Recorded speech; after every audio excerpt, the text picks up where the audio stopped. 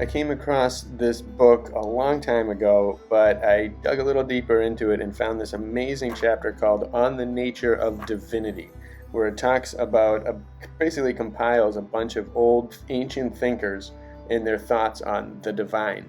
And so that's just a big piece of our puzzle, kind of figuring out what they all thought of this kind of power, this miraculous existence, this ethereal mastery that could very well be responsible for everything we can comprehend. Whatever it is, there is something that is above us, and we've got a big piece of it inside us, and we have the power as well, but something's got more power than us. And so it's fun to think about what different people in the past thought about this. So here's the book, and I'm going to read a particular chapter, but definitely take a look at the table of contents of every book you find on archive.org, because there are gems hidden everywhere. And it's just great on the existence of the divinity, on the nature of divinity. So that's the second one, section 2, that we're going to check out. But look at this, of the mathematics, of the botany, of the chemistry, anatomy, a lot of different interesting takes from a lot of great minds of the past that you won't learn about in school. So it's time to learn about it in your own school, which is what we're all here for. Learn as much as we can, figure out as much as we can, and fix this place. So here we go. Let's unleash the power of the human with thoughts of the ancients. I'm going to do text first and then show you some cool art at the end. Enjoy. Of the nature of the divinity. A brief enumeration of all the chimeras advanced by the philosophers upon this subject will convince us better than any other arguments of the incapacity of human reason to attain to such sublime truths by its own strength. I shall extract this detail from Cicero's books upon the nature of the gods. The remarks and reflections with which Abbé Olivet of the French Academy has interspersed his excellent translation of those books of Cicero will be great helps to me, and I shall scarce do more than copy and abridge them. As the ancient philosophers studied the nature of the gods only with relation to sensible things, whose origin and formation they endeavored to comprehend, and as the different matters in which they disposed the system of the universe occasioned their different beliefs concerning the divinity, we must not be surprised to find those two subjects often united and confounded in this place. So here we go. And this is from, I believe, the 1700s, but the work is from way in the past. So here we go. Thales of Miletus said that water was the principle of all things, and that God is that intelligence by whom all things are formed out of water. He spoke of an intelligence that, making only one whole with matter, directed its operations, in the same manner as the soul, which united with the body makes only one and the same man, is said to direct the actions of man. Anaximander believed that the gods receive being, that they are born and die at remote periods of time, and that they are innumerable worlds. These gods of Anaximander were the stars. Anaximenes affirmed that the air is God, that it is produced, that it is immense and infinite, and that it is always in motion. This opinion of Anaximenes at bottom differs in nothing from those that precede it. He retained the idea of a soul, an infinitely extended substance from his matter, Anaximander, but he called it air, as Thales had called it water. Anaxagoras, the pupil of Anaximenes, was the author of this opinion, that the system and order of the universe were to be attributed to the power and wisdom of an infinite mind. Anaxagoras lived only an age after Thales. The notions of philosophy began to clear up. The necessity of an efficient cause, substantially distinct from the material one, was perceived. But to this infinite mind he attributes only the order and motion, not the creation of the universe. The co-eternity of the two principles independent of each other, as to their existence, is the rock, on which he, with all the ancient philosophers, split. Pythagoras believed that God is a soul diffused throughout all the beings of nature, and from which the souls of men are derived. Virgil had admirably described the doctrine of this philosopher, and it's a bunch of Latin, so I don't really know it. Pythagoras lived at least 50 years before Anaxagoras. The latter, therefore, is not the first who had the idea of a pure spirit, or Pythagoras must be said to have confounded it with matter. Xenophanes said that God is an infinite whole, to which he adds an intelligence. The same philosopher says elsewhere that God is an eternal substance, and of a round figure, by which he understands the world. He therefore believed this God material. Parmenides did not differ in his opinions with his master Xenophanes, though he expressed himself in different terms. Empedocles, according to him, the four elements of which he affirms all things to be composed are divine, that is to say, gods. It is, however, manifest that they are mixed, that they have a beginning and perish, and that they are void of thought. Democritus gives the quality of gods as well to the images of sensible objects as to nature which supplies those images, and to our knowledge and understanding. What he called gods were atoms. To speak properly, he believed in nothing. I deny, said he, that we either know anything or nothing. I deny that we know even whether we know that. I deny that we know whether anything exists or whether nothing exists. A worthy member of the Eleatic sect, whose favorite maxim was the akatepsy, or the absolute incomprehensibility of all things. This sect, which acknowledged Xenophanes for its founder, formed the unbelieving Protagoras, and gave birth to that of Pyrrho. Plato. It appears from all his works that he had very just thoughts of the divinity, but that he was afraid to explain himself freely in a city and at a time wherein it was dangerous to clash with the prevailing opinions. In the Timaeus he says that the Father of the world could not be named, and in his books De Legibus that we should not be curious to know properly what God is. He supposes him incorporeal. He attributes the formation of the universe to him. Optificem ad defecatoremque mundi. He says also that the world, the heavens, the stars, the earth, souls, and those to whom the religion of our forefathers ascribes divinity, all this, he says, is God. Plato's opinion at bottom, notwithstanding the appearance of polytheism, is that there is but one most good and most perfect God, who made all things according to the idea of the best work possible.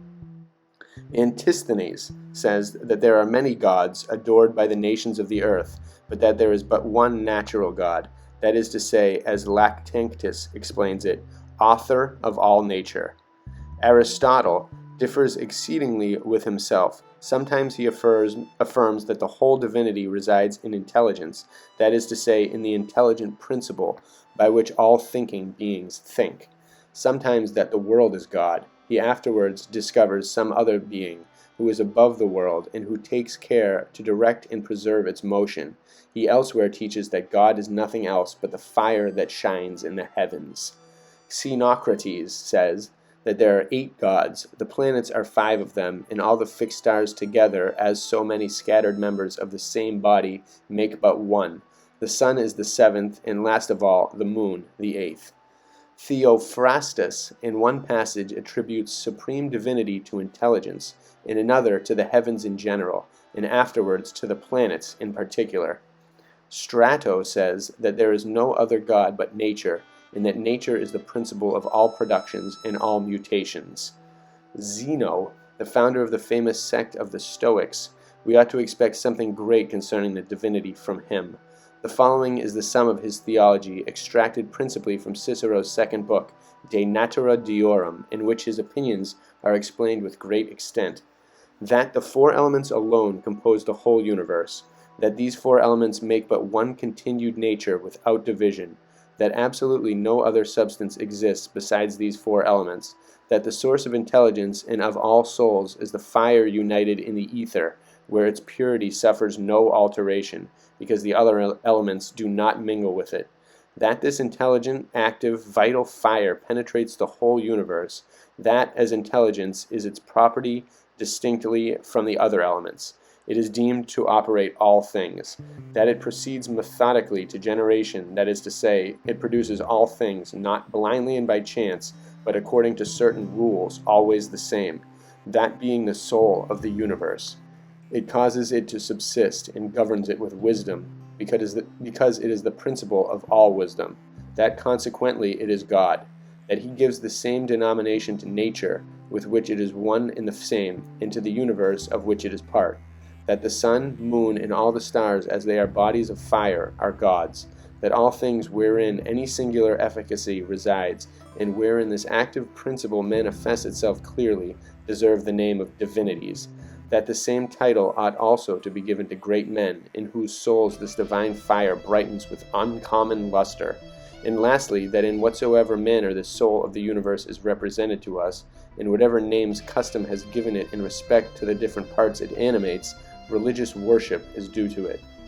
I am tired with repeating so many absurdities, and the reader no doubt as much as me, if he has had patience enough to read them to the end.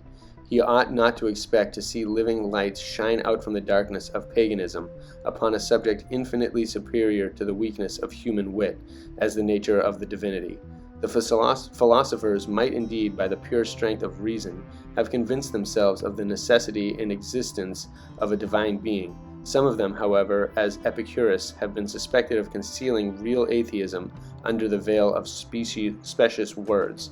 At least they dishonored the divinity almost as much by the mean ideas they conceived of him as they would have done had they absolutely denied him. As to what regards the essence of the divine nature, they were all widely mistaken. And how should it have been otherwise, as men know no more of God than he is pleased to reveal them? The Abbé Olivet, in his dissertation upon the theology of the philosophers, reduces their sentiments to three general systems, which include all the particular opinions given us by Cicero in his books upon the nature of the gods. The different manner in which those philosophers disposed the system of the universe occasioned their different beliefs concerning the divinity.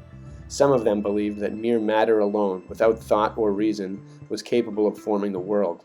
Whether one of the elements produced all the rest by different degrees of rarefaction and condensation, as it appears that Anaximenes believed, or that matter being divided into an infinity of moving corpuscles, those corpuscles assumed regular forms in consequence of fluttering accidentally to and fro in the void, as Epicurus believed, or that all the parts of matter had intrinsic gravity, which gave them a necessary direction, according to Strato's opinion. Now the atheism of these philosophers is manifestly of the greatest kind, because they acknowledge no other first cause but inanimate matter. Others rose to this notion that the order of the world was too exquisite not to be the effect of an intelligent cause, but not conceiving anything immaterial, they believed intelligence a part of matter, and ascribed that perfection to the fire of the ether, which they considered as the ocean of all souls. This was the opinion of the Stoics, with whom may be joined Thales and even Pythagoras, Xenophanes, Parmenides, and Democritus, who admitted as well as they a universal intelligent matter. And lastly, others comprehended that intelligence could not be material, and that it was necessary to distinguish it absolutely from whatever is corporeal. But at the same time, they believed that bodies existed independently of that intelligence, and that its power extended no farther than to dispose them in order and to animate them.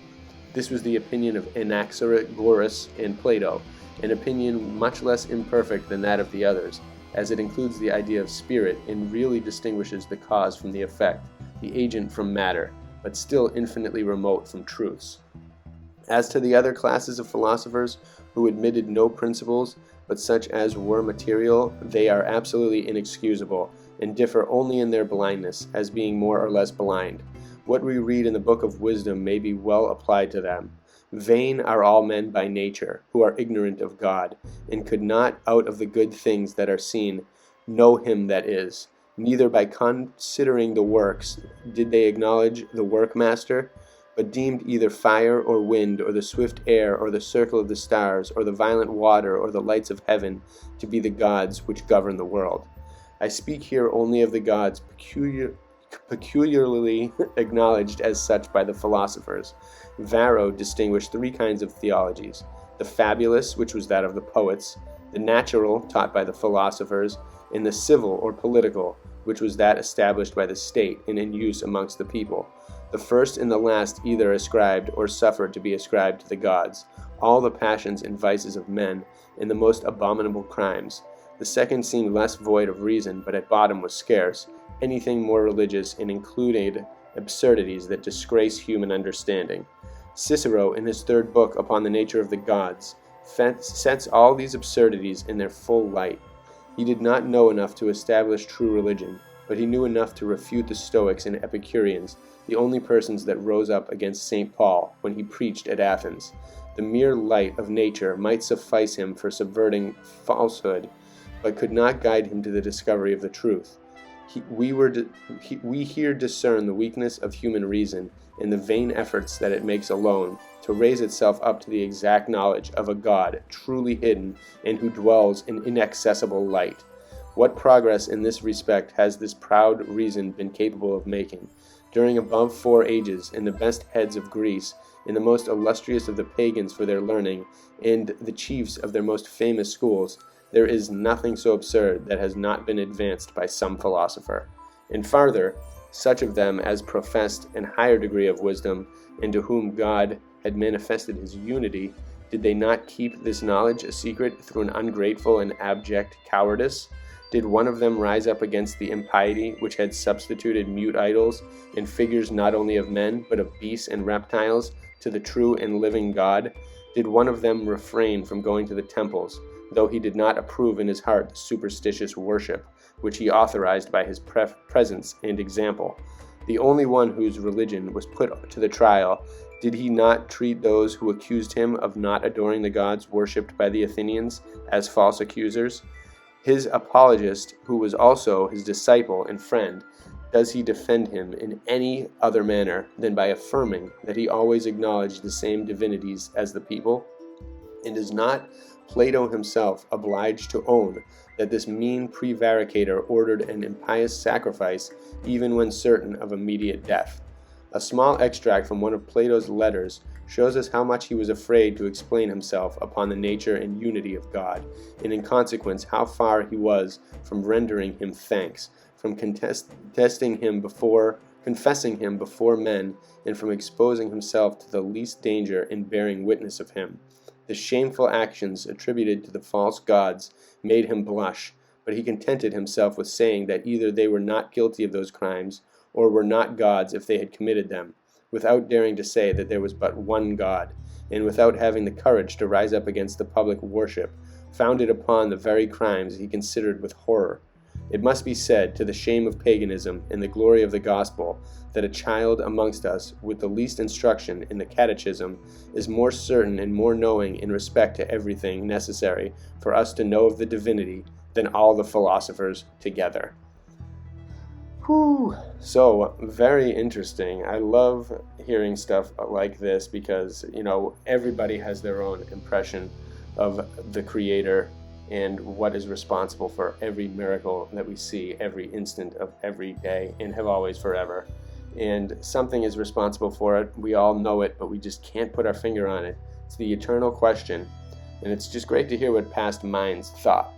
And nowadays we have a great collection of thoughts to incorporate into this. Now we can think beyond a lot of what these restraints were at some of these times, perhaps, at least in what the surviving literature tells us. There could be a totally different history and reality, and they could have known a lot of this stuff in ancient times, known the truth, known about the world being way bigger than it is, known about perhaps a firmament or other things, known about, maybe there were hints of the Creator that were wiped out. Maybe there were old visions of it back in the day, channels, ways to channel and connect with it in different ways. We have no idea, but something was lost, and we are in the process of forming our own kind of interpretations of what this world is about, taking what we can, learning from everyone we can, and trying to grasp the truths behind this incredible mastery that we are engulfed in. Bless you all.